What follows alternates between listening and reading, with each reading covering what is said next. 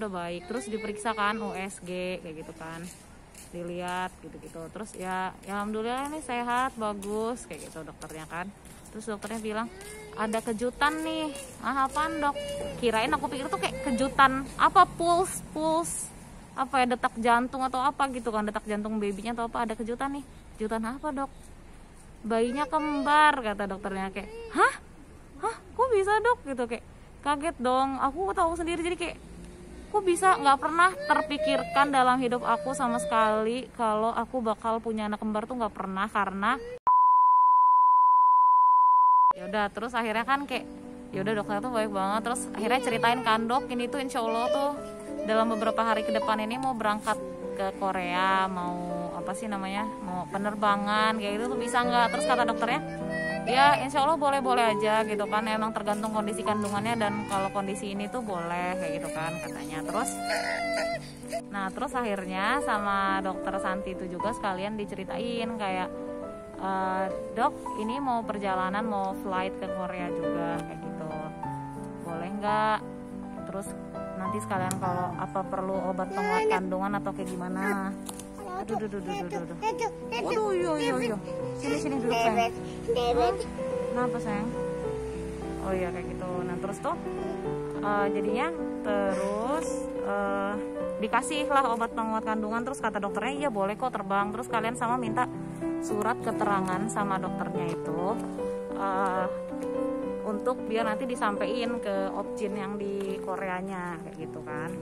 Terus akhirnya dikasih sama diperinin juga itunya, hasil USG-nya gitu.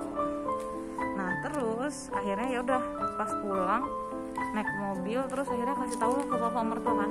Jadi intinya ini kata dokternya bayinya kembar gitu kan. Terus kayak hah kembar gitu. Kaget bapak mertua. Terus akhirnya kayak oh ya udah alhamdulillah nggak apa-apa gitu. Terus kayak kata bapak mertua, bapak dulu juga malah pengen punya anak kembar katanya gitu. Oh iya ya alhamdulillah kayak gitu. Terus akhirnya sampai rumah juga kasih tahu ke ibu mertua, ke keluarga, ke suami juga. Terus kayak pada kaget kayak gitu. Terus akhirnya keluarga aku kan malah keluarga aku malah yang apa sih namanya, waduh gimana ini kalau kembar tuh nanti di Korea gimana Ella, itu kan kayak ada 2 bayi repot loh. Jadi malah keluarga aku tuh cenderung agak panik gitu loh malah kayak gitu. Jadinya kayak terus aku malah kayak ya udah sih nggak apa-apa insya Allah. Jadi aku tuh masih kayak senang-senangnya aja gitu. Jadi aku sama suami itu bener-bener kayak bisa dibilang pengalaman ngurus bayinya tuh 0 besar ya teman-teman. Jadi bener-bener nggak ada pengalaman ngurus bayi kayak gitu. Jadi soalnya aku emang karena udah tinggal pas SMA tuh juga sama oma kayak gitu.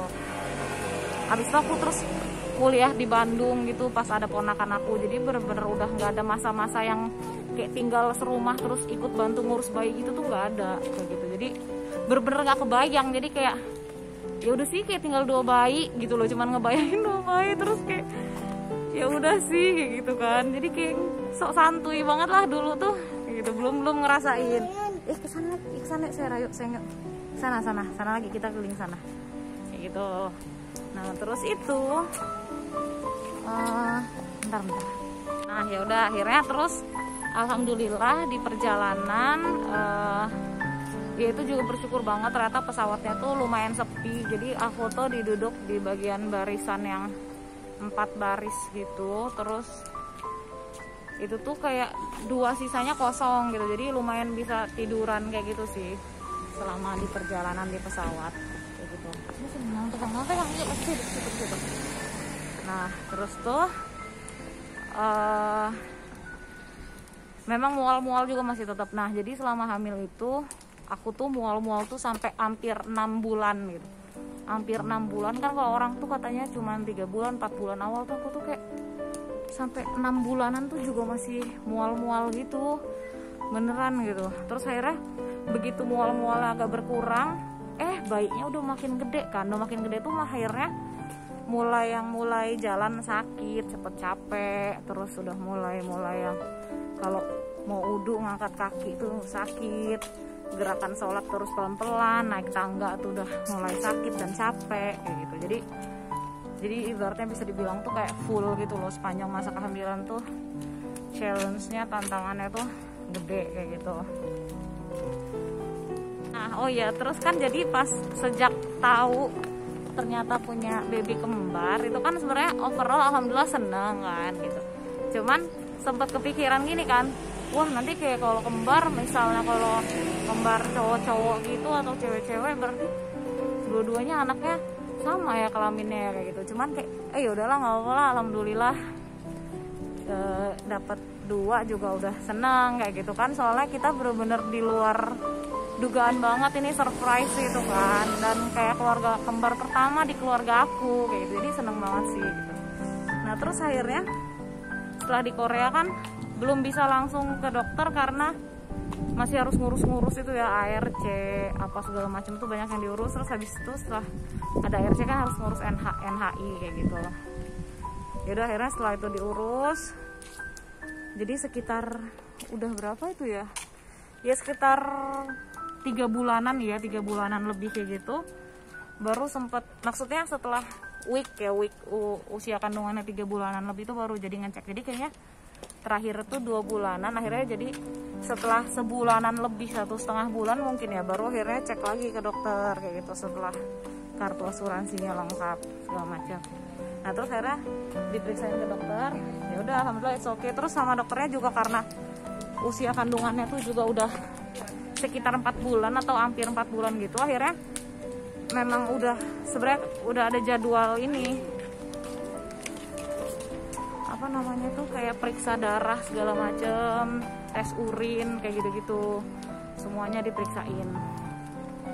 Jadi misalnya harusnya kan diperiksain tuh dari awal kandungan kalau nggak salah, cuman karena aku datangnya telat, jadi pas datang tuh langsung cek semuanya gitu.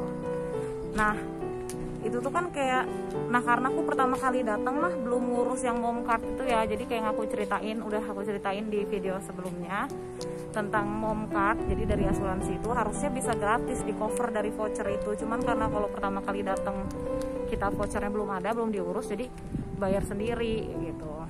Nah itu lumayan karena kebetulan malah yang datang pertama itu tes labnya segala macem ya, jadi kayaknya udah kena berapa ya, 150.000 kayak 100.000 lebih, pokoknya lebih dari sejutaan kalau dirupiahin gitu.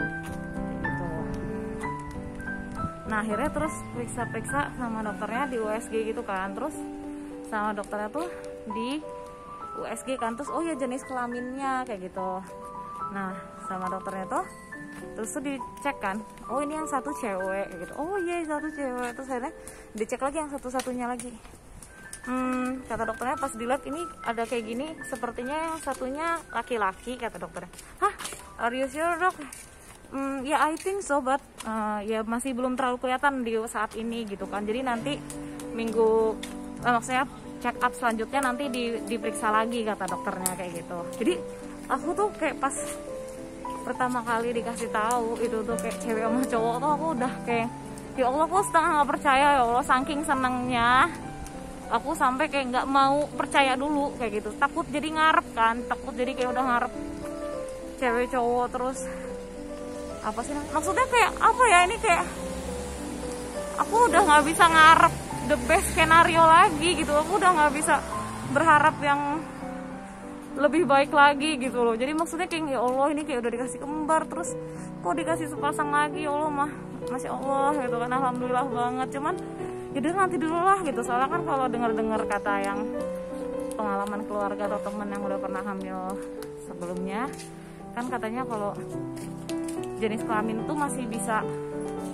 ya berubah lagi gitu, bukan babynya yang berubah tapi karena salah lihat apa kayak gimana gitu kan. Jadi aku kayak ya udah nanti dulu lah, bisa jadi cewek-cewek juga nggak apa-apa sebenarnya, aku juga udah senang kayak gitu, ataupun cowok-cowok juga senang, nggak masalah kayak gitu kan.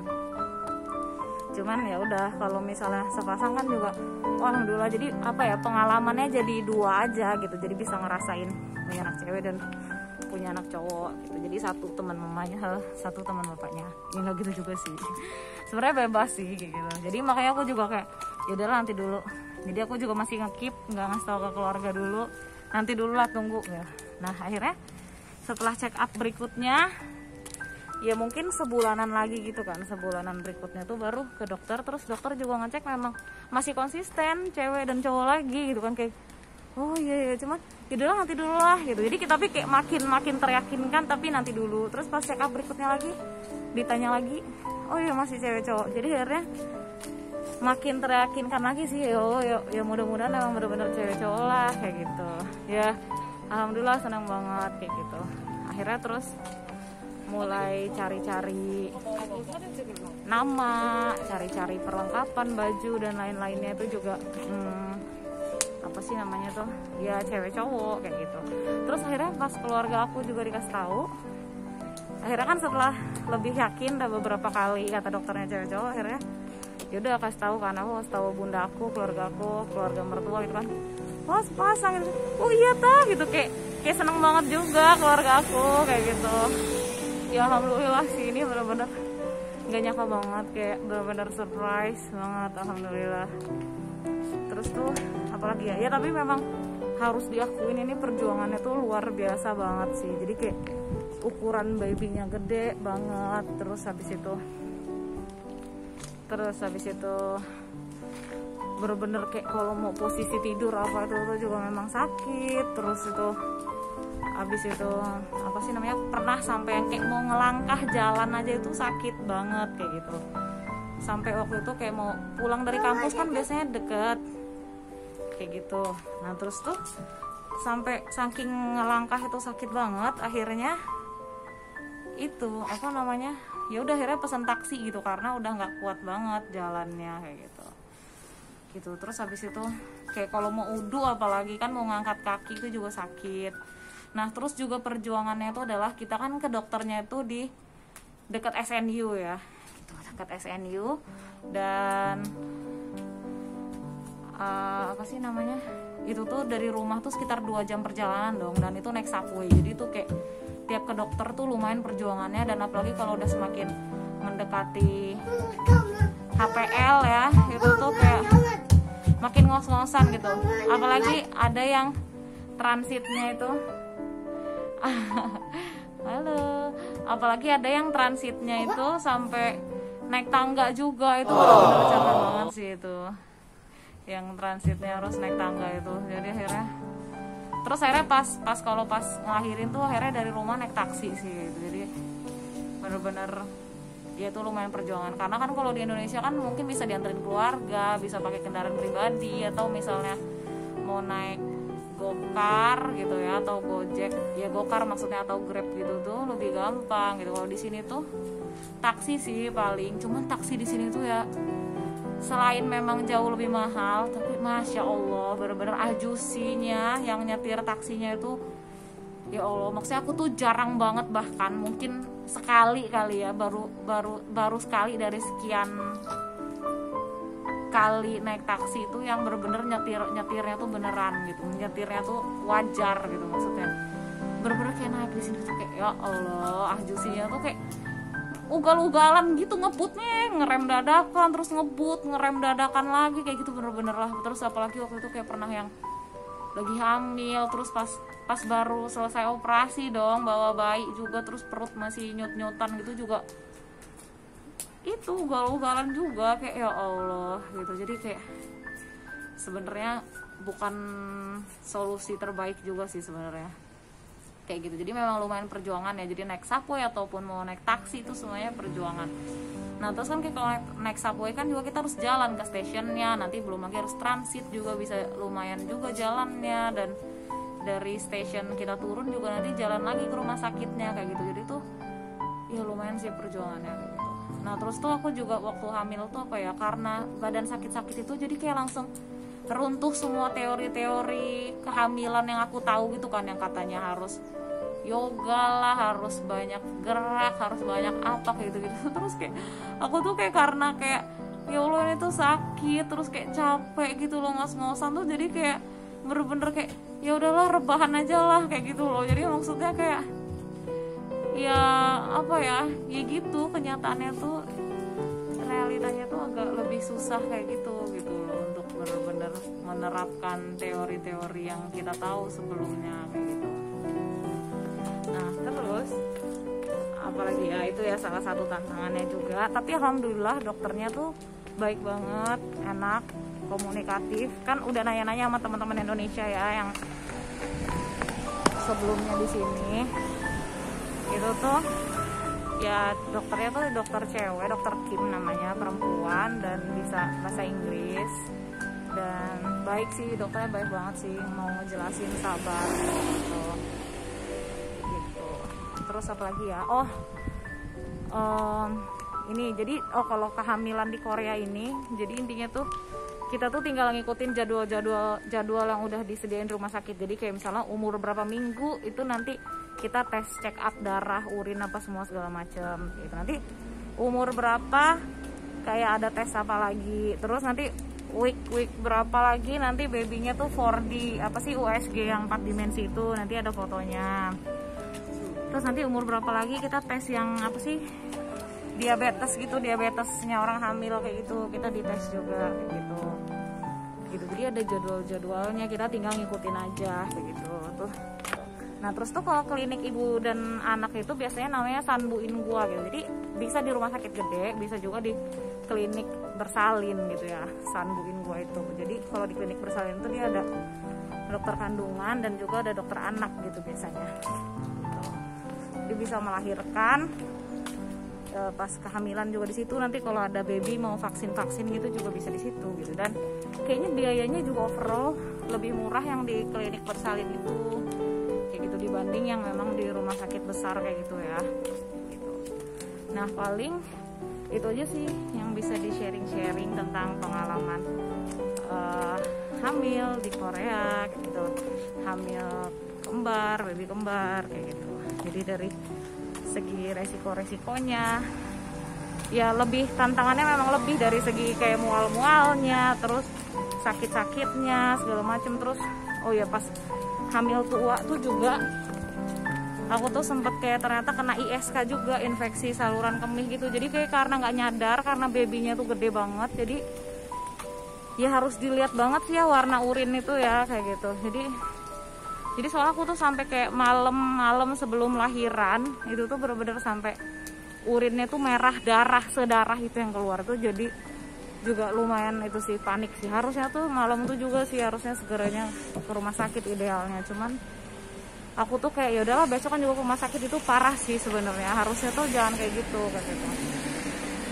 Itu mungkin karena ya itu ukuran babynya gede. Oh ya terus ada juga biasanya kendala ini juga, ibu hamil itu tuh sini sayang, sana cari bapak yuk. Nah kalau ibu hamil itu biasanya tuh juga suka kayak dari saudara-saudara atau teman-temanku tuh kayak hemoroid kayak gitu loh. Jadi kayak ya itu karena kondisi yang di dalam rahim kita, beban-beban yang di dalam perut kita tuh jadi tiba-tiba kan naik secara signifikan gitu. Jadi ada masalah, dia akan menimpa, menekan, memberikan tekanan lebih ke saluran kemih, jadi ISK, dan juga menekan otot-otot yang lainnya, jadi kayak ada hemoroid kayak gitu segala macem gitu ya. Jadi ya itu juga salah satu tantangan bagi ibu hamil kayak gitu. Jadi nanti bisa dikomunikasikan sama dokternya atau dipersiapkan misalnya salepnya atau obatnya lebih dulu kayak gitu. Jadi biar nggak kaget gitu. Oh ya terus sama ini sih, kayak karena perutnya gede banget itu juga perih sih. Jadi perutnya tuh ya Allah udahlah, ini perih banget sih beneran itu, karena perutnya tuh ngeblundung gede banget. Jadi sampai kayak pakai baju kegesek-gesek sama baju tuh juga perih gitu. Jadi gatel, awalnya gatel, tapi akhirnya karena itu kayak sobek, kayak apa ya, kayak luka-luka kemerah-merahan gitu tuh, jadi perih juga kayak gitu. Itu juga tantangannya sih. Jadi kayak sakit-sakit iya, lebih cepet capek iya, mualnya lebih lama iya, terus ada ISK, hemoroid, terus perutnya tuh juga sampai luka-luka kayak gitu. Ya kayak gitu sih diantara sedikit banyak dari tantangan ibu hamil kembar ataupun yang hamil secara umum kayak gitu.